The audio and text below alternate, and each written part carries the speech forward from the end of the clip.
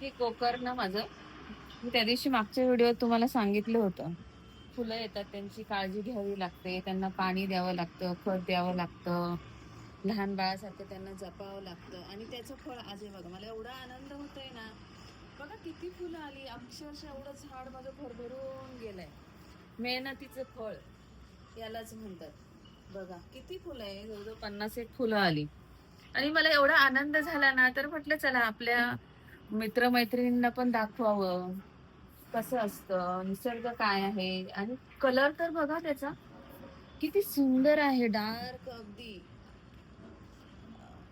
याच हे कसलं आहे माहितीये, 5 पाकळी गोकर्ण. खूप औषधी आहे, त्याची फुलं मी देवाला वाहते आणि ते देवाचा प्रसाद म्हणून तर मी काढ्यात घालते.